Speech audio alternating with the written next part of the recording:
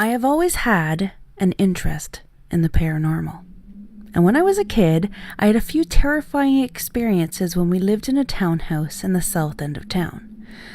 The truth of the matter is, however, that I don't think that townhouse was haunted. I say that because years later, I met someone who by complete coincidence had also lived in the very same townhouse. When I asked them if they had ever experienced anything paranormal there, they squinted their eyes at me and asked, "You mean like a ghost?" "Yes," I answered.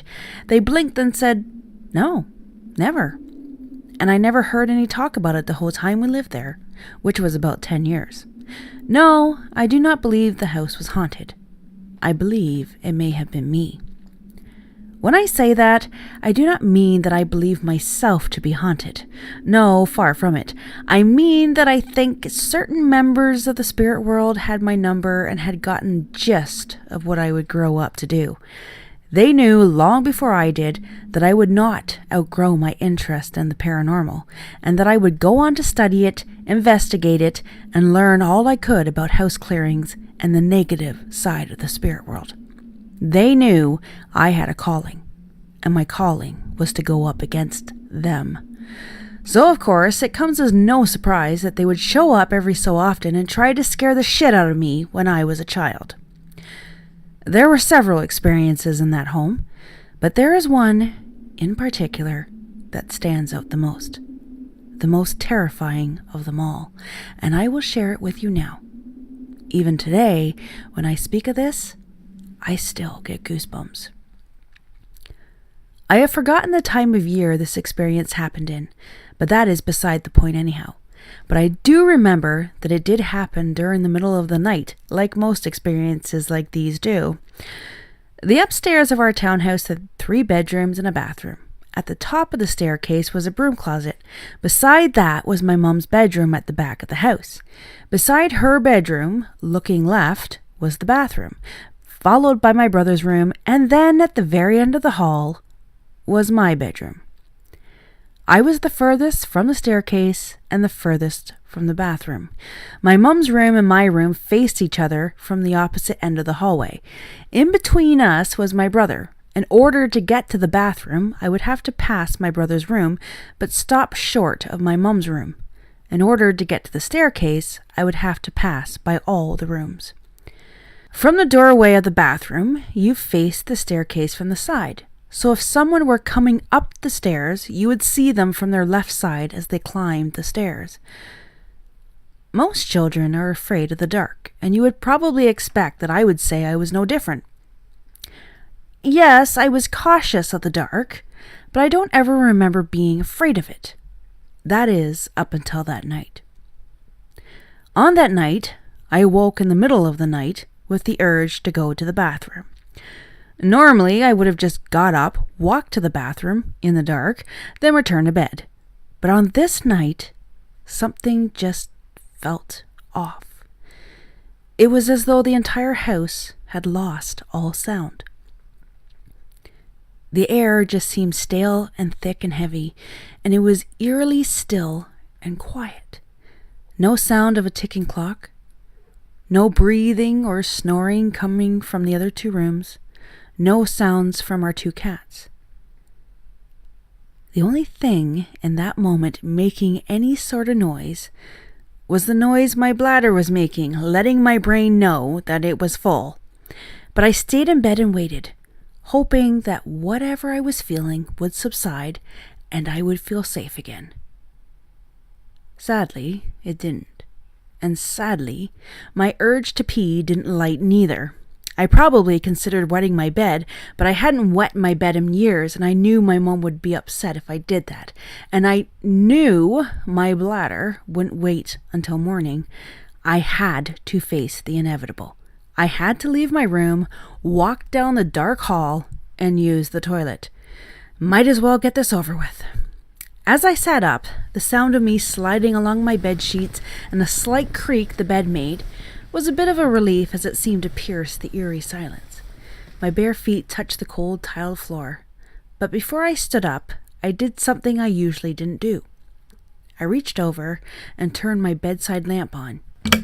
The warm glow filled the dark room with light, which would have made me feel better, except it now made the hallway look a lot darker, as though a giant, black, gaping void now awaited me just past my bedroom door. I stood up and put one foot in front of the other and made my way towards the blackness. My pace quickened as I made it to the hall. I passed my brother's room, and the bathroom was now only a couple of steps away. I made it. And as I stepped inside, I immediately reached my arm up to turn the switch on to illuminate the dark bathroom in light, and I quickly shut the door behind me. My journey was half over. All I had to do was go pee, then make my way back down the hall and back to my bed. Our staircase had a creaky step, either the second or third one from the bottom.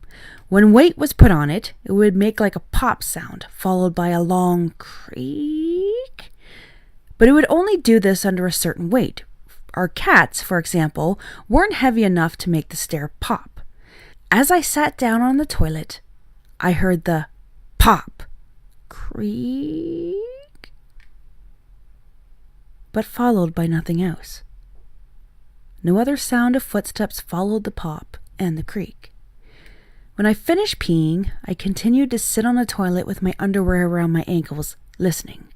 It was so quiet, and that unsettling feeling of heaviness returned. I stared at the bathroom door, and my heart began to thump against my chest as I started to get the feeling that it would suddenly fly open and some horrible creature would come crashing inside. My ears began to ring, my breathing quickened, and I waited. But nothing happened. The door stayed shut. Eventually, my bum started to hurt from sitting on the ceramic toilet seat for too long. I got up, pulled my underwear up, and proceeded to the sink to wash my hands. I made sure to make it a quick hand wash. I was too afraid to flush the toilet. I was now standing right beside the closed bathroom door. I didn't want to open it.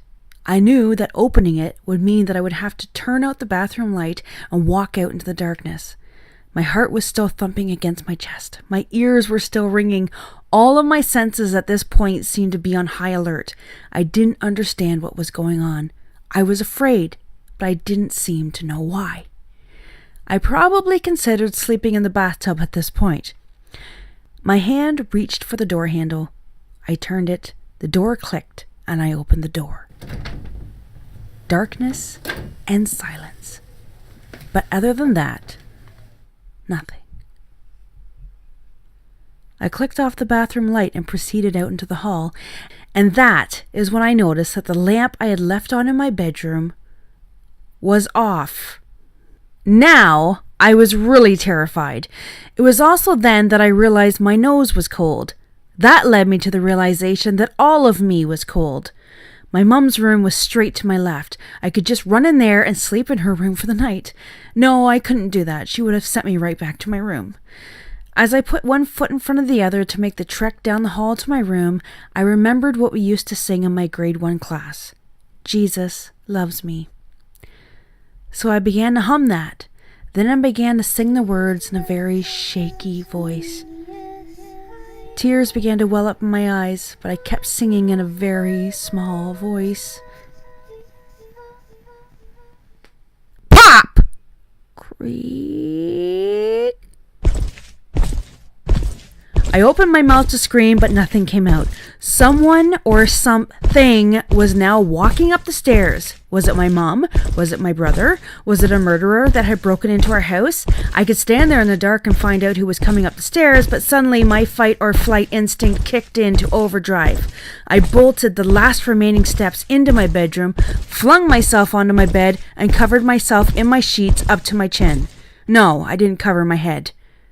Thump. Thump! Thump! The footsteps got closer to reaching the top of the stairs. I could see the top of the staircase from my bedroom during the day, but it was so pitch black I couldn't make anything out. The footsteps reached the top of the stairs, almost making a sliding sound as they reached the tiled floor. My eyes tried so hard to adjust the darkness, I could see nothing. The footsteps continued, past my mom's room, past the bathroom, and now heading straight for my room. I couldn't move. I could hear footsteps, but I couldn't make out a silhouette of a figure of any kind. There was nothing there, but whatever it was sounded huge and walked really heavy. Why could my mom and brother not hear this? One of them should have woken up. As I lay there in bed, certain I was about to die, a very slight ping sound came from beside my bed, and suddenly the light bulb lit up, and as it did so, the footsteps stopped. I'm sure that whatever was there was standing just outside my bedroom door. I heard no other sound that night, and the eerie stillness that had fallen on the house, along with the heaviness in the air, seemed to subside immediately. It was as though the light suddenly became some sort of wall. I never saw anything that night, but I know what I heard, and I know how I felt. Something sinister was in our home, and it was very much aware of me. I told my mom about it the next morning. "You had a bad dream, that is all," she tried to tell me. I slept with my bedroom light on for the next week and made sure I went to the bathroom before bed. To this day, I still make sure to go to the bathroom before I climb into bed. And although the experience was absolutely terrifying, and I honestly don't think I have ever been so scared, something else was also in that house. Something caused my light to turn back on right when I needed it to. Something else was there to protect me. I did have other experiences in that house, but nothing like what I experienced that night. I will never forget it.